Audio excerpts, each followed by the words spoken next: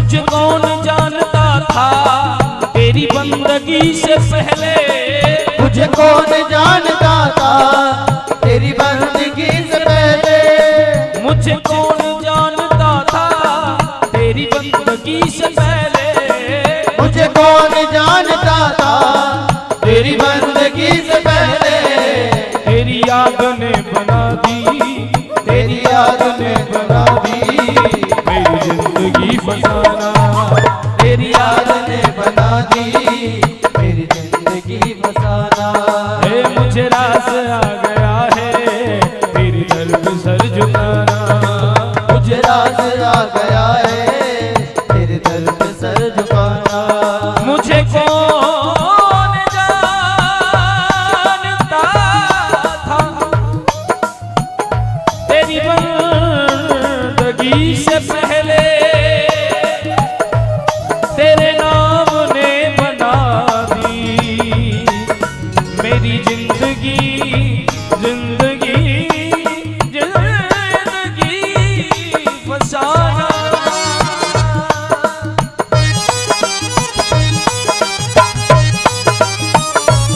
हरि बोल।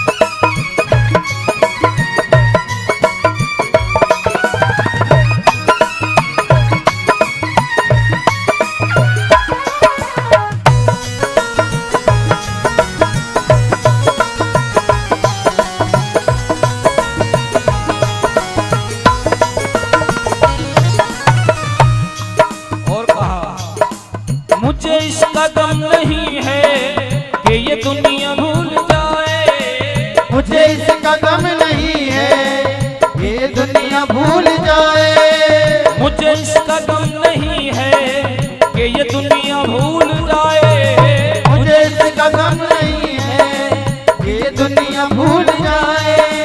मेरी जिंदगी के मालिक, मेरी जिंदगी के मालिक, मेरी जिंदगी के मालिक कहीं तुम बदल न जाना, मेरी जिंदगी के मालिक कहीं तुम भूल जाना। मुझे रास आ गया है तेरी दर पे सर झुकाना, मुझे रास आ गया है तेरे दर पे सर झुकाना।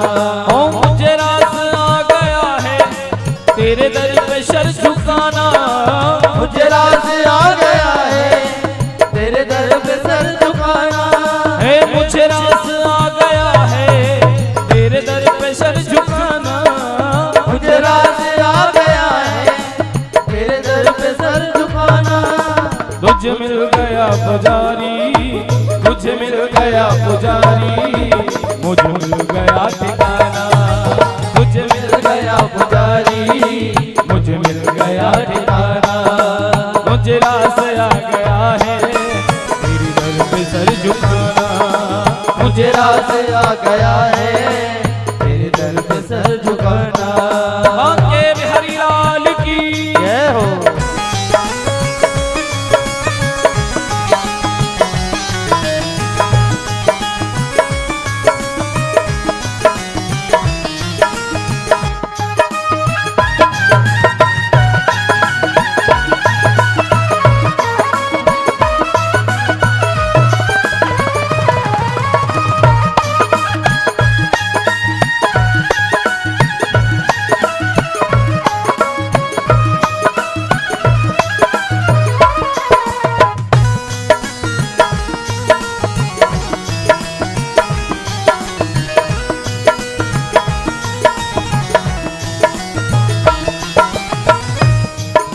तेरी सावरी सी सूरत मेरे मन में बस गई है, तेरी सावरी सी सूरत मेरे मन में बस गई है, तेरी सावरी सी सूरत मेरे मन में बस गई है, तेरी सावरी सी सूरत मेरे मन में बस गई है। ऐसा बरे सलोने, ऐसा बरे सलोने अब और ना सताना, ऐसा बरे सलोने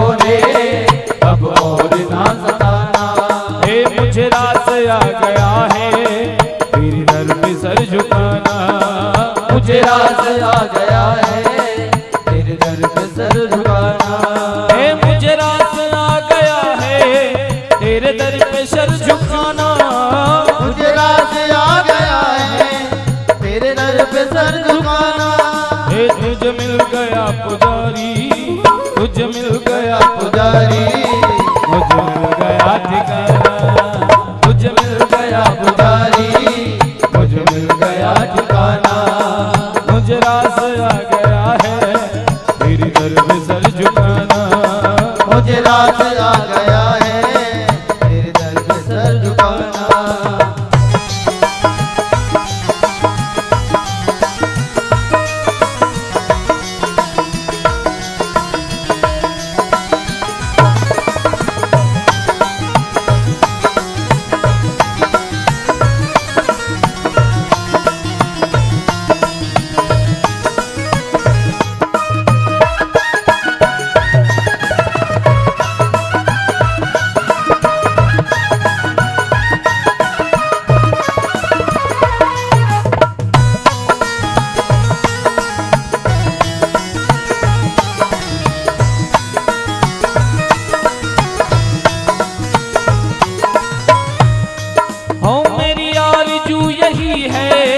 दम निकले तेरे दर पे। मेरी आरज़ू यही है दम निकले तेरे दर पे। मेरी आरज़ू यही है दम निकले तेरे दर पे।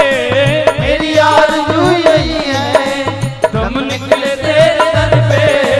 अभी सांस चल रही है, अभी सांस चल रही है, कहीं तुम चले न जाना।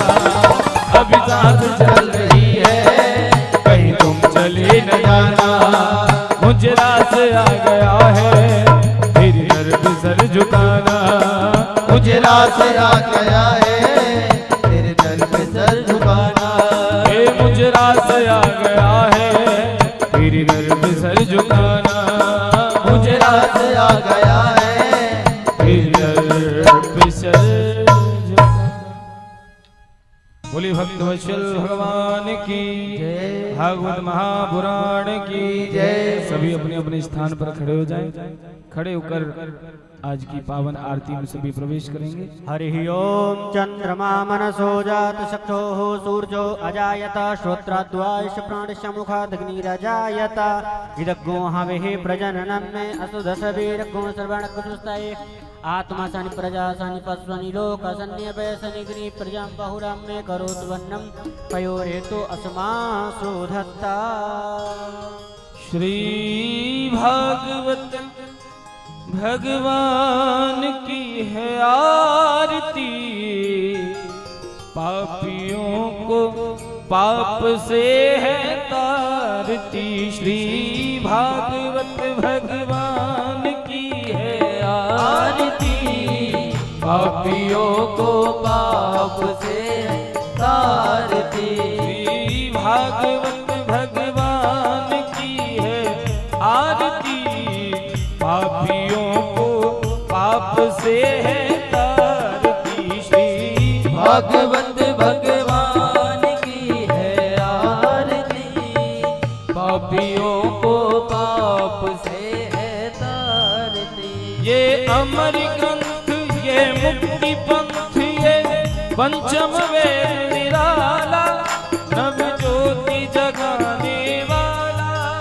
ये अमर ग्रंथ, ये मुक्ति पंथ, ये पंचम वेद निराला, नव ज्योति जगाने वाला। ये अमर ग्रंथ, ये मुक्ति पंथ, ये पंचम वेद निराला, नव ज्योति जगाने वाला। ये अमर ग्रंथ, ये मुक्ति पंथ, ये पंचम वेद निराला, नव ज्योति जगाने वाला। हरि नाम यही, हरि धाम यही, हरि नाम यही, हरि नाम यही, जग के मंगल की आरती। पापियों को पाप से है तारती। श्री भागवत भगवान की है आरती, पापियों को पाप से है तारती। ये शांति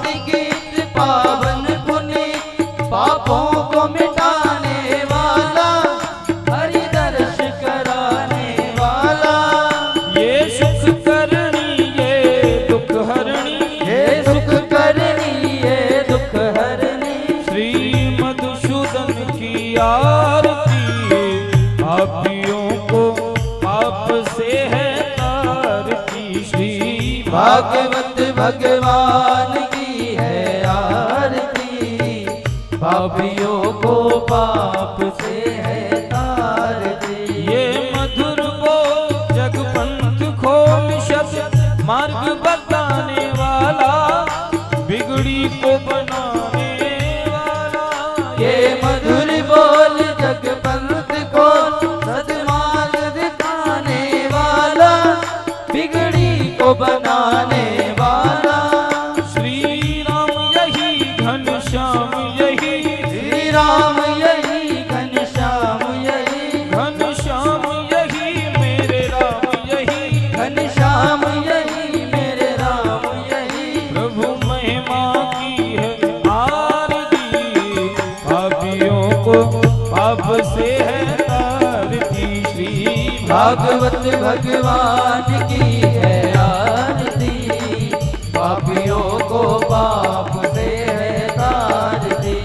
कर्पूर गौर करुणावतार, संसार सार भुजगेंद्र हार, सदा वसंतम हृदयारविंदे, भवं भवानी सहितं नमामि। त्वमेव माता च पिता त्वमेव, त्वमेव बन्धुः च सखा त्वमेव, त्वमेव वेद्या द्रविडं त्वमेव, त्वमेव सर्वं मम देवदेव, त्वमेव सर्वं मम देवदेव, त्वमेव सर्वं मम देवदेव।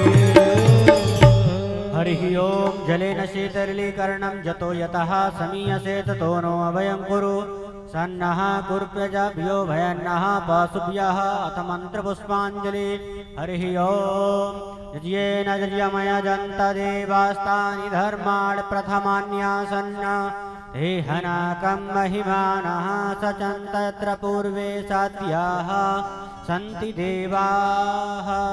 हरिः ओम एकदन्ताय विद्महे वक्रतुण्डाय धीमहि तन्नो दन्ति प्रचोदयात्। हरिः ओम तत्पुरुषाय विद्महे महादेवाय धीमहि तन्नो रुद्रः प्रचोदयात्। हरिः ओम नारायणाय विद्महे वासुदेवाय धीमहि तन्नो विष्णुः प्रचोदयात्। हरिः ओम वृषभानुजायै च विद्महे कृष्णप्रियायै च धीमहि तन्नो श्रीराधे प्रचोदयात्। सेवन्तिका वकुलचम्पकपाटलब्जै पुन्नागजादिकरवेदलसाधुपुष्पै बिल्वप्रभाव तुलसी दलमञ्जरीभिस्तं पूजयामि जगदीश्वरमे प्रसीद। नानासुगन्धपुष्पाणि यथा कालोद्भवानि च पुष्पाञ्जलिर्मया दत्तो ग्रहाण परमेश्वर। श्रीपुराणपुरुषोत्तमाय नमो नमः। अथ मन्त्रपुष्पाञ्जलिं समर्पयामि नमस्करोमि। बोली भागवत भगवान की जय, व्यास भगवान की जय, वृंदावन बिहारी लाल की जय, राधा रानी सरकार की जय। जय जय श्री राधे श्याम सीता राम। अब आप सभी लोग अपने अपने यथा स्थान पर बैठ जाएं और जो इधर उधर घूम रहे हैं उनसे भी निवेदन है कि कथा पंडाल में आकर के बैठें, आगे से बैठ करके ही कथा को सुने। परम श्रद्धेय व्यास भगवान की वाणी का हम सभी लोग आज लाभ देंगे। सभी से निवेदन है जो नहीं आ पाए हैं वह सभी अपने अपने गृह कार्यों से अल्प विश्राम लेकर जल्दी से जल्दी कथा पंडाल में आएं और आकर के परम श्रद्धेय वृंदावन से पधारी पूज्या देवी गौरप्रिया जी के मुखारविंद से हम सभी लोग आज सप्तम दिवस के विश्राम दिवस के समय भगवान श्री की पुरुषोत्तम की श्रीमद्भागवत कथा ज्ञान गंगा में अवगाहन करेंगे। मेरा आप सभी लोगों से निवेदन है कि आप सभी अतिशीघ्र यहाँ पर आने की कृपा करें जिससे कि कथा समय पर प्रारंभ हो। पूज्या देवी जी विराजित हो चुकी हैं मंच पे। आपसे निवेदन है कि आप सभी अतिशीघ्र आने की कृपा करें। जय श्री राधे, जय श्री श्याम सीता राम।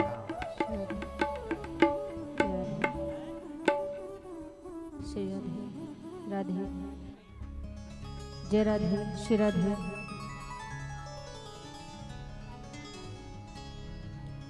श्री राधे, जय राधे राधे। श्री राधे, जय राधे राधे। श्री राधे राधे, जय राधे राधे। श्री राधे, बोलिए श्री बांके बिहारी लाल की, राधा रानी सरकार की, हनुमान जी महाराज की।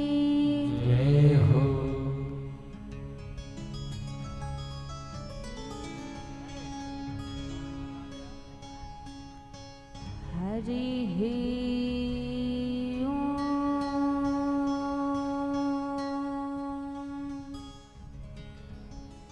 नमो भगवते वासुदेवाय नमः। स्वस्ति श्री गणेशाय नमः।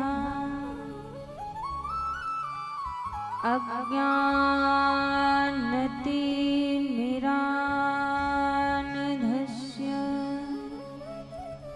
ज्ञानाञ्जनशलाकया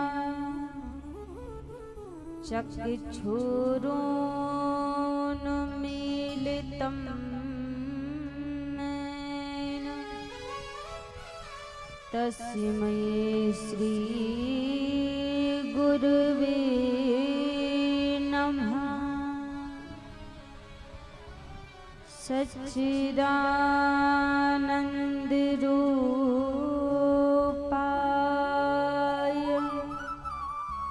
विश्वोत्पत्त्यादिहेतवे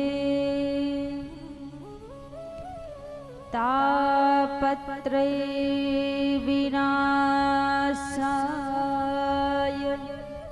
श्रीकृष्णाय वयं नुमः।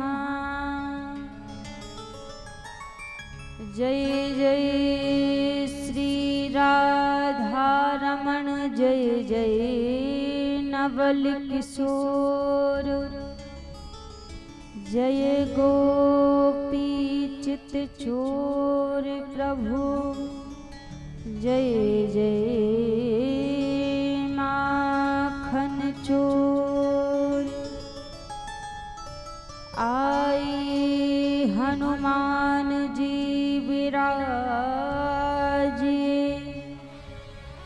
कथा कहूँ मति अनुसार, प्रेम सहित आसन लगो विराजिए पवन कुमार। हरे कृष्ण कृष्ण कृष्ण हरे हरे, हरे कृष्ण कृष्ण कृष्ण हरे हरे, हरे राम राम राम हरे हरे, हरे राम राम राम हरे हरे। बोलिए श्री बांके बिहारी लाल की जय हो। राधा रानी सरकार की जय हो। श्री हनुमान जी महाराज की जय हो।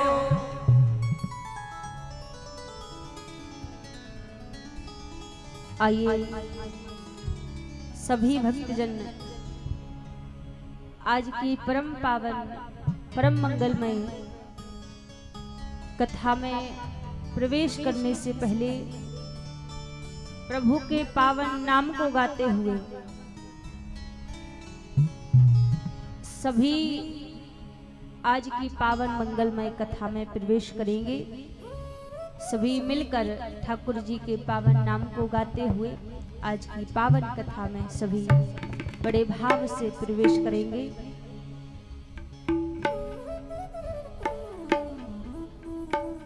इतनी कृपा साबरे बनाए रखना,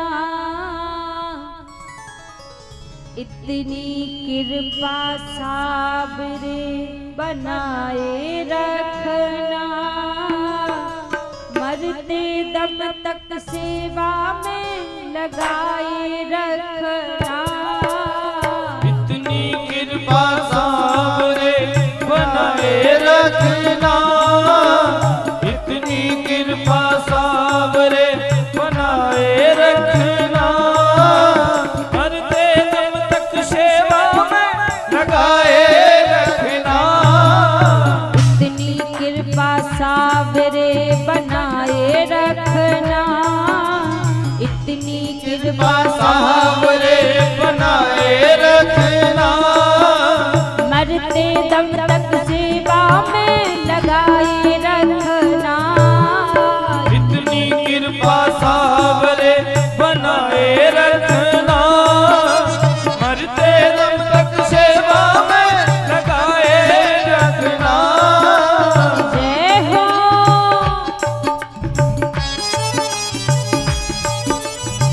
सभी भाव से ताली सेवा करते हुए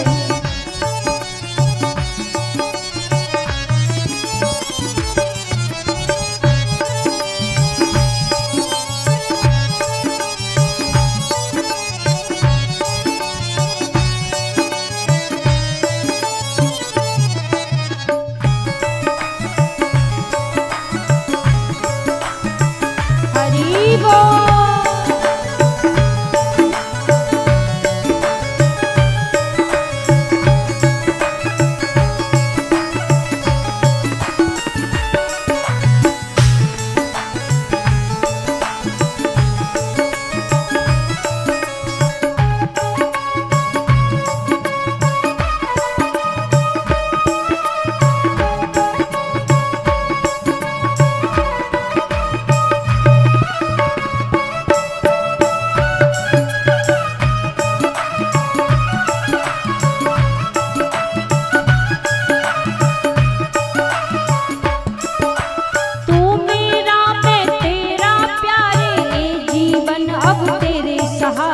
ये जीवन अब तेरे सहारे, ये जीवन अब तेरे सहारे। तू मेरा मैं तेरा प्यारे, ये जीवन अब तेरे सहारे।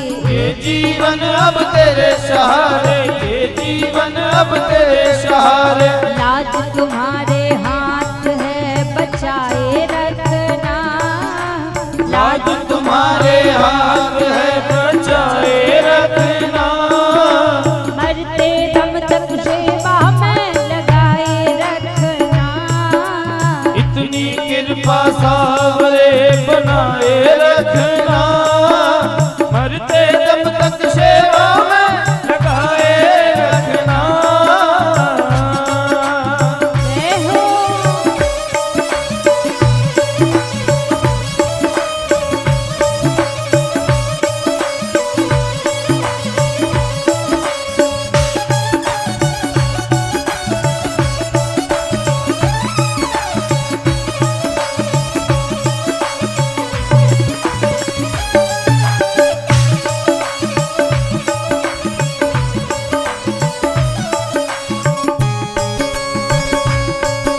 सावरे सरकार की जय हो।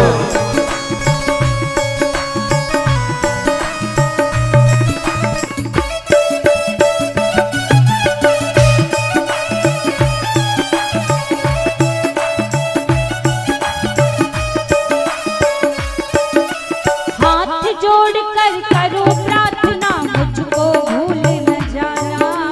मुझको भूल न जाना, मुझको भूल न जाना।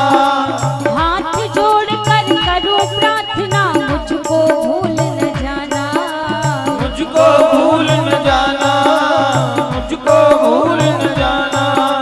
तेरे दर पर लगा रहे बस मेरा आना जाना।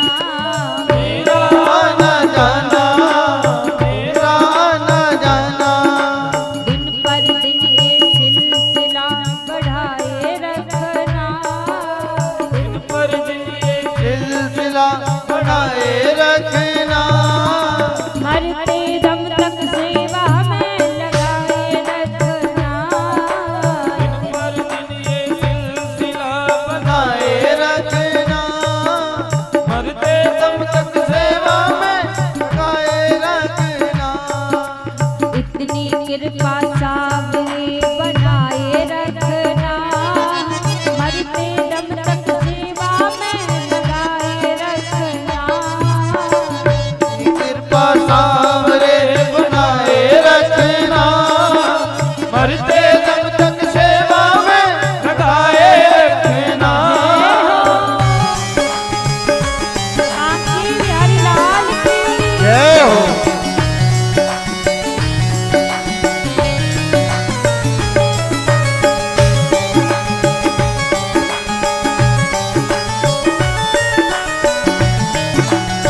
सावरे सरकार की जय हो।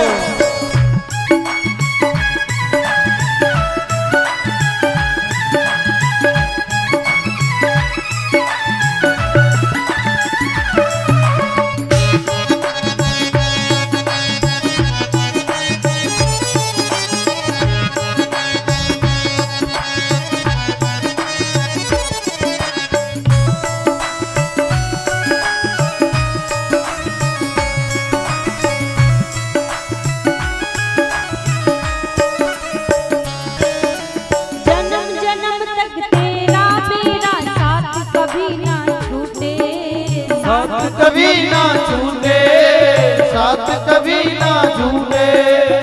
प्रभु से प्रार्थना कीजिए हे नाथ, जैसे अभी 7 दिनों तक हम आपके नाम को गाते रहे हैं, आपकी कथा को सुनते रहे हैं। आपका नाम गाना, आपकी कथा को सुनना केवल 7 दिन तक सीमित ना रहे। आप इतनी कृपा करके रखना कि हम मरते समय तक, मरते दम तक आपके श्री चरणों से लगे रहे, आपकी सेवा में लगे रहे, आपकी भक्ति में लगे रहे। और प्रभु से कहो हे नाथ, हमारा जो मन का तार आपसे जुड़ चुका है, जो हृदय का तार हमारा आपसे जुड़ चुका है, अब कृपा इतनी बनाना कि जन्म जन्म तक कभी भक्ति का, प्रेम का तार टूटे नहीं, ये मन का तार ना टूटे। सभी कहिए प्रभु से, जन्म जन्म तक तेरा मेरा साथ कभी ना छूटे, साथ कभी ना छूटे, साथ कभी ना छूटे। जन्म जन्म तक तेरा मेरा साथ कभी ना छूटे, साथ कभी ना छूटे, साथ कभी ना छूटे। टूट जाए श्वासों की लड़ियां तार कभी ना टूटे, तार कभी ना टूटे, तार कभी ना टूटे। चरणों में इस दास को बिठाए रखना, चरणों में इस दास को बिठाए रखना, मरते दम तक सेवा में लगाए रखना। चरणों में इस दास को बिठाए रखना, मरते दम तक सेवा में लगाए रखना। इतनी कृपा सावरे बनाए रखना, इतनी कृपा सावरे बनाए रखना, मरते दम तक सेवा में लगाए रखना। इतनी कृपा सावरे बनाए रखना, मरते दम तक सेवा में लगाए रखना। इतनी कृपा सावरे बनाए रखना, मरते दम तक सेवा में लगाए रखना। इतनी कृपा सावरे बनाए रखना, मरते दम तक सेवा में लगाए रखना। मरते दम तक सेवा में लगाए रखना। मरते दम तक सेवा में लगाए रखना।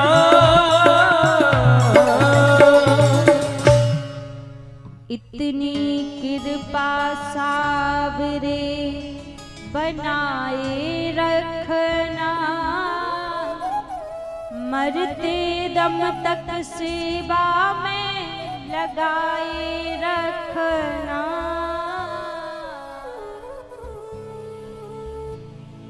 बोलिए सावरे सरकार की, श्री राधा रमण लाल की। आइए सर्वप्रथम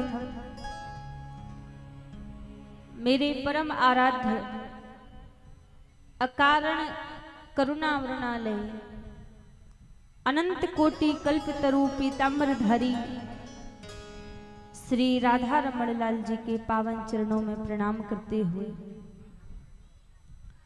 अनंत बलवंत संत श्री हनुमंत लाल जी महाराज के चरणों में प्रणाम करते हुए सभी संत समाज, विप्र समाज, विद्युत समाज, कथा में उपस्थित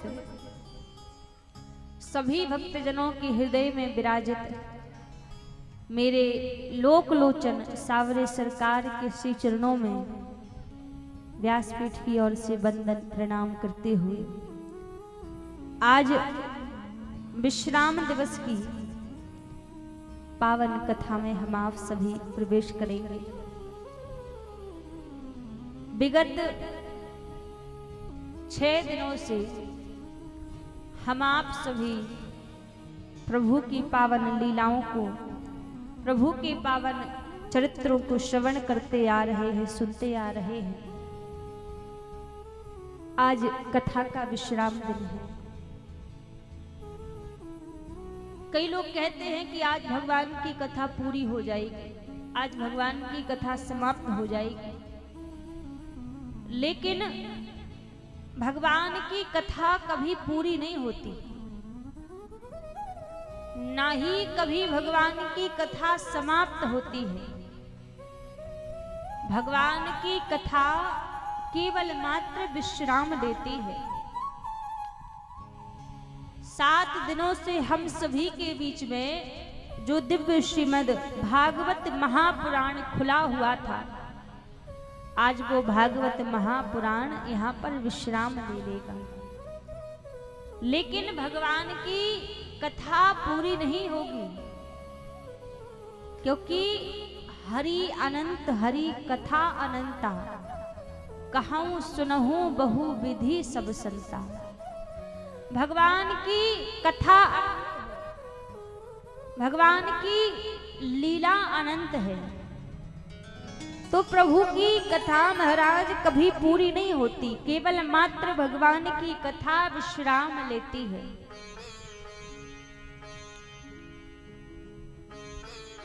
आज जब आप इस कथा पंडाल से जाओ तो महाराज आपके हृदय में भगवान के प्रति कोई संबंध स्थापित हो जाए, भगवान से आपका कोई रिश्ता बन जाए, तब आप समझना कि आपका कथा को सुनना सफल हो गया है, कथा को सुनना सार्थक हो गया है। क्योंकि अभी 7 दिन तो खूब हमने भगवान की कथा सुनी है, खूब भगवान के नाम को गाया है, लेकिन 7 दिन के बाद भी भगवान का नाम हमारे चित्त में रहे, भगवान की कथा हमारे चित्त में रहे, तब समझना कि प्रभु की कहीं कृपा हमारे ऊपर हुई है, हमारे जीवन में भगवान की कृपा हुई है। आज भागवत महापुराण तो यहाँ से बंद हो जाएगा, लेकिन जब आज भागवत महापुराण यहाँ पर बंद होगा तो इसके साथ साथ हम अपने जीवन रूपी पुराण को खोलकर पन्ने पन्ने पर ठाकुर जी के नाम को विराजित कर लें, प्रभु के नाम को विराजित कर लें, तो हमारा ये जीवन सार्थक हो जाएगा। क्योंकि अभी तक हमने अपने जीवन रूपी पुराण को खोला भी नहीं है, अभी तक हमने जाना भी नहीं है कि हमें ये जीवन मिला किस लिए है, इस जीवन को प्राप्त करके हमें क्या पाना है, अभी तक हमने इसको जाना भी नहीं है। इस संसार में आने का हमारा केवल मात्र एक ही लक्ष्य है, भगवत प्राप्ति, भगवान को प्राप्त करना। एक बार भगवान ने एक जीवात्मा से कहा कि चल हम एक खेल खेलते हैं। तो जीवात्मा ने कहा ठीक है प्रभु, कौन सा खेल? तब भगवान बोले लुका छिपी का खेल खेलेंगे। जीवात्मा ने कहा जैसी आपकी मर्जी। लेकिन जीवात्मा कहने लगा प्रभु से कि हे नाथ, पहले मैं छिपूंगा और आपको मुझे खोजना पड़ेगा, आपको ढूंढना पड़ेगा। भगवान ने कहा ठीक है, पहले तू छिप जा, मैं ढूंढ लूंगा। तो महाराज एक जीवात्मा आके कहाँ छिपा? एक जीवात्मा आके एक माँ के गर्भ में छिप गया। एक माता के गर्भ में आके जीवात्मा छिप गया। तो भगवान ने उसको ढूंढ लिया, गर्भ में जाकर भी प्रभु ने ढूंढ लिया और अति शीघ्र भगवान ने उसको गर्भ से बाहर भी निकाल दिया। अब भगवान कहते हैं देख, मैंने तो तुझे ढूंढ लिया, अब तेरी बारी है। मैं छिपूंगा और तुझे ढूंढना है। तो भगवान आकर कहाँ छिपे? कहीं और नहीं, भगवान आकर एक जीवात्मा के हृदय में छिप गए। और इस संसार में हम आए हैं तो हम भगवान को ढूंढने के लिए आए हैं, प्रभु को पाने के लिए आए हैं। लेकिन हम सारे काम संसार में करते हैं केवल भगवान की प्राप्ति को छोड़कर। कभी हमें प्रयास नहीं करते कि हमें प्रभु को भी प्राप्त करना है, भगवान को भी प्राप्त करना है। संसार की क्रियाओं में लगकर सारा जीवन हम ऐसे व्यतीत कर देते हैं, ऐसे ही गवा देते हैं, पर भगवान को पाने का हम प्रयास नहीं करते। क्यों? क्योंकि इस संसार में आकर ये जो भव रोग है ना, ये भव रोग सबको पकड़ लेता है। जितने भी लोग संसार में आए हैं ना, सबको बीमारी लगी है। आप बोलोगे हम तो बिल्कुल स्वस्थ हैं, हमें तो कोई बीमारी नहीं है। तन में भले ही बीमारी नहीं लगी हो, पर मन में सबके बीमारी लगी है। कौन सी बीमारी? भव रोग की बीमारी। इस बीमारी के गुण जानते हो क्या है? इस भव रोग की बीमारी के गुण है जो हम कहते हैं ये मेरा है, घर मेरा, परिवार मेरा, बच्चे मेरे, धन दौलत मेरी, संसार मेरा। हर वस्तु पर अपना अधिकार जमाते हैं कि सब मेरा है, बल्कि कुछ है हमारा नहीं। लेकिन फिर भी संसार की हर एक वस्तु को हम मेरा मेरा कहते हैं। ये भव रोग की बीमारी के गुण हैं। सबको भव रोग लगा हुआ है।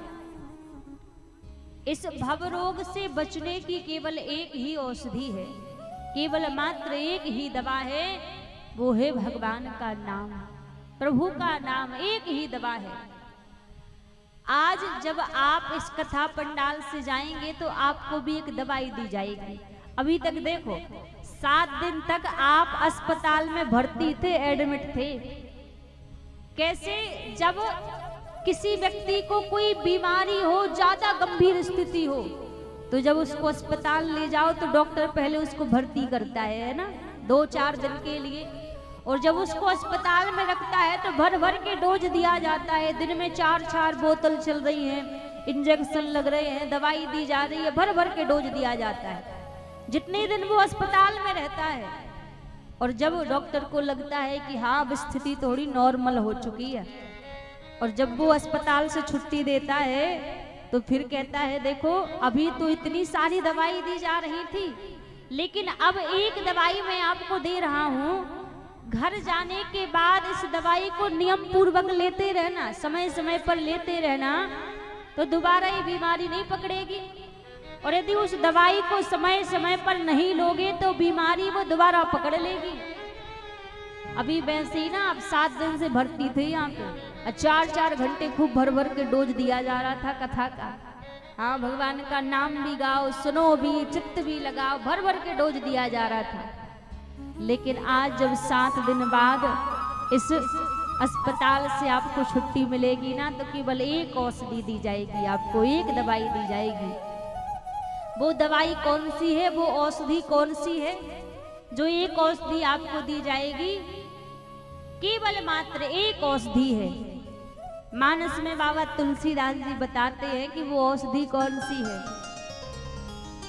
राम रसायन तुम्हारे पासा, राम रसायन तुम्हारे पासा, राम रसायन तुम्हारे पासा, राम रसायन तुम्हारे पासा, सदा रहो रघुपति के दासा, सदा रहो रघुपति के दासा, कर से करम करहु विधि नाना, कर से करम करो विधि नाना, मन राखा हूँ जहाँ कृपा निधाना, मन रखूं जहाँ कृपा निधाना। औषधि कौन सी है? कहा महाराज राम रसायन तुम्हारे पासा। रसायन शब्द औषधि को भी रसायन कहा जाता है। तो यहाँ पर आपको राम नाम रूपी दवाई दी जाएगी, भगवान के नाम की दवाई दी जाएगी। और इसका समय कौन सा है, कब इसको लेना है? कहा महाराज 24 घंटे में, जब समय आपको मिल जाए, जब आपको लगे कि अब इस दवाई को थोड़ा सा ले लिया जाए, इस औषधि को थोड़ा सा ले लिया जाए, उसी समय ले लो। इसका कोई एक समय नहीं बताया कि नहीं सुबह ही लेना है कि शाम को ही लेना, ना 24 घंटे में जब आपको समय मिल जाए। कर से कर्म करहु विधि नाना, ये औषधि ऐसी है हाँ कि सब काम को छोड़कर बैठ के ही नहीं ली जा सकती ना, काम भी करते चलो और धीरे धीरे इस औषधि का सेवन भी करते चलो। यदि भगवान के नाम को गाते रहोगे, प्रभु के नाम को लेते रहोगे, तब महाराज दोबारा ये भवरोग की बीमारी नहीं पकड़ेगी, ये भवरोग की बीमारी आपको नहीं जकड़ेगी। और जैसे ही आप भगवान के नाम को छोड़ोगे, भगवान के नाम का त्याग करोगे, महाराज याद रखना दोबारा फिर ये भवरोग की बीमारी पकड़ लेगी। जैसे ही भगवान के नाम को छोड़ोगे, तो भगवान के नाम को छोड़ना नहीं, त्याग नहीं करना, बस धीरे धीरे संसार में रहो, किसी भी स्थिति में रहो, बस भगवान के चरणों में चित्त लगा के रखो, भगवान के नाम को अपने हृदय में बिठा कर रखो, इसी से कल्याण हो जाएगा। तो आप अपने जीवन में यदि भगवान के नाम को विराजित कर लोगे, प्रभु को अपना बना लोगे, तो ये संसार रूपी सागर से छूटने का साधन आसान हो जाएगा। तो बस इस कथा का पूरा सार ही यही है कि आपका मन भगवान के श्री चरणों में लग जाए, आपका चित्त भगवान के श्री चरणों में लग जाए। इस कथा का सार ही यही है महाराज, उद्देश्य ही यही है। तो भगवान की कथा कभी पूरी नहीं होती है, भगवान की कथा केवल मात्र विश्राम लेती है। आप सभी के बीच में जो 7 दिनों से श्रीमद् भागवत महापुराण खुला हुआ था, आज वो विश्राम ले लेगा। लेकिन कथा तो विश्राम हो जाएगी। कथा के साथ साथ आप अपने चित्त में यदि प्रभु को बिठा लोगे, हृदय में प्रभु को बिठा लोगे, तो आपका जीवन सार्थक हो जाएगा। वरना याद रखना महाराज, भगवान के पास जाकर भगवान को जवाब क्या दोगे यदि प्रभु का भजन नहीं किया, प्रभु का नाम नहीं लिया? तो भगवान के पास में जाकर कोई जवाब है देने के लिए कि हम जाकर ऐसा जवाब भगवान को दे देंगे, ये सब सुना देंगे कि प्रभु हम भजन नहीं कर पाए, घर में फंसे थे, संसार में फंसे थे, तो भगवान का भजन नहीं कर पाए? तो ये बहाने भी काम नहीं आएंगे। अब कई लोगों की आदत होती है ना, अब मान लो आप ही कथा सुनने के लिए आ रहे हो, किसी आस पड़ोस वालों से कहो कि चलो आज आखिरी दिन है कथा सुनाते हैं, तो कई लोग जवाब क्या देते, महाराज हमें तो मरने की फुर्सत नहीं है, हम कहाँ कथा सुनने के लिए जाएं। अब विचार करो, सच में यदि उनका बुलावा आ जाए भगवान के यहाँ से तो वो क्या कहेंगे?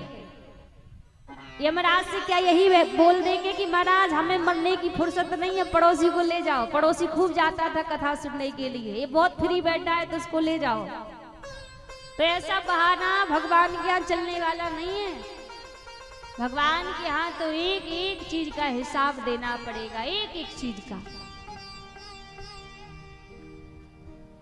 क्योंकि आप यदि संसार में कोई गलत काम कर दो, संसार में यदि आप कोई अपराध कर दो, संसार की अदालत में आपको ले जाया जाए तो महाराज आप दुनिया की अदालत से भले ही छूट सकते हो, कुछ पैसा रुपया दे के रिश्वत दे के आप वहां से छूट सकते हो, लेकिन याद रखना भगवान की अदालत में कोई रिश्वत काम नहीं करती, कोई पैसा रुपया वहां काम नहीं करता। वहां तो एक एक कर्मों का हिसाब लिया जाता है, एक एक कर्मों का हिसाब।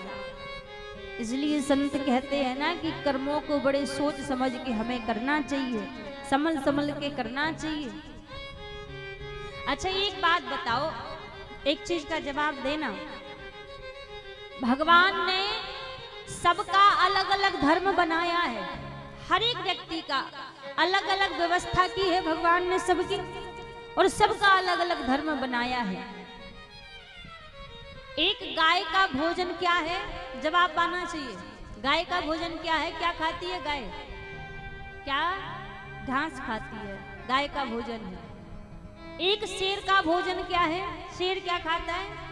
मांस। और एक इंसान का भोजन क्या है? अनाज।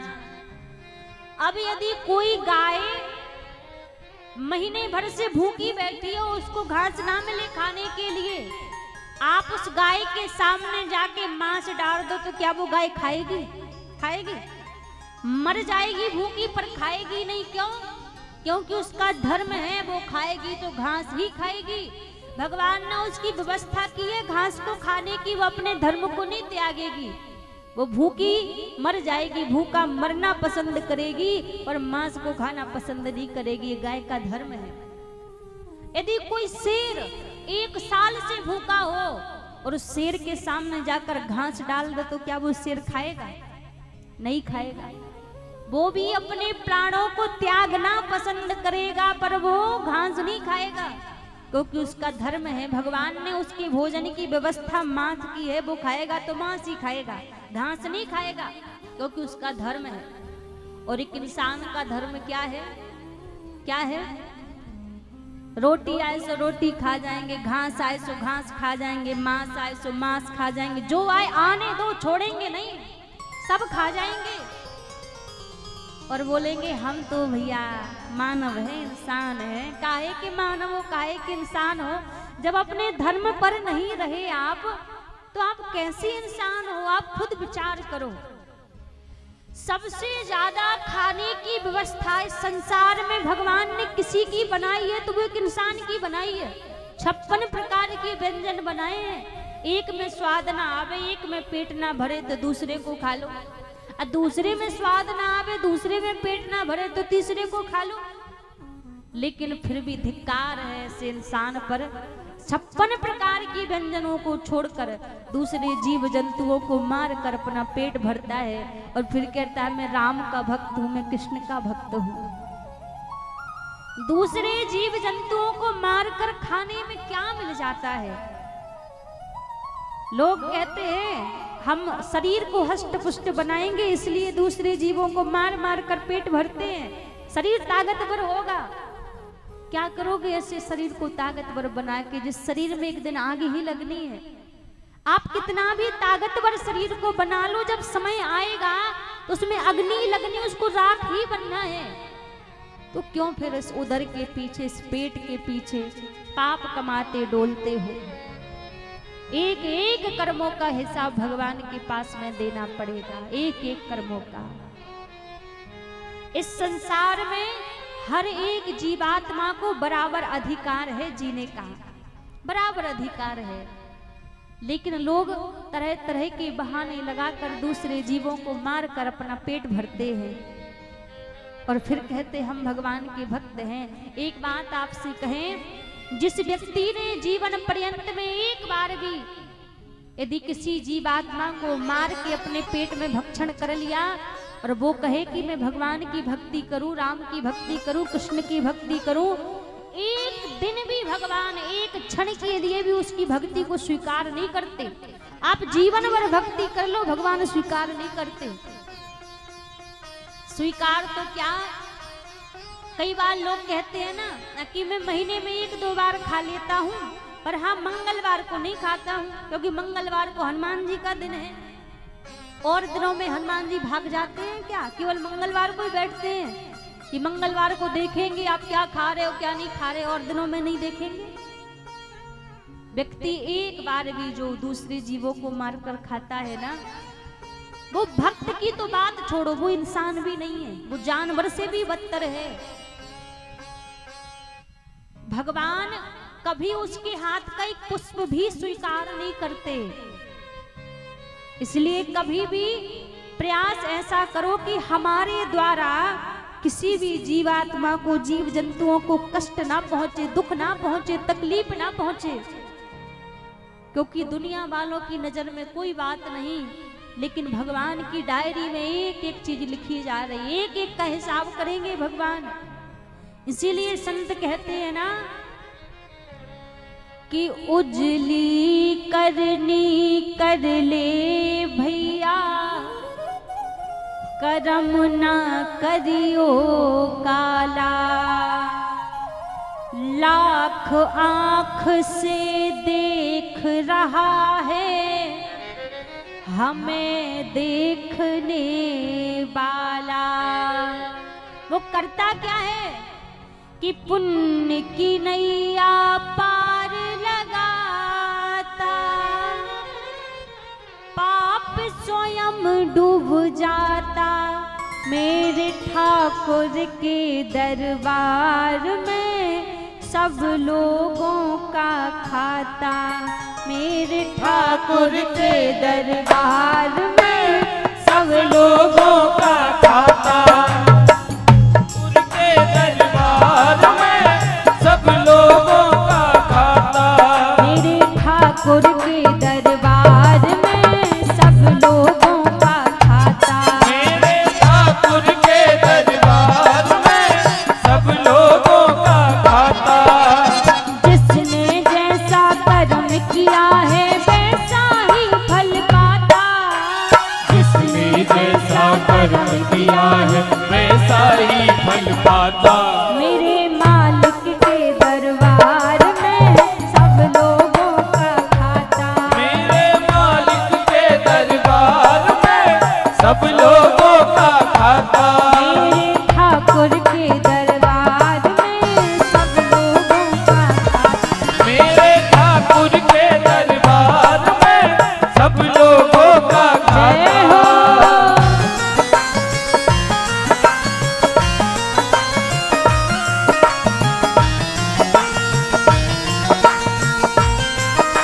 हरि बोल।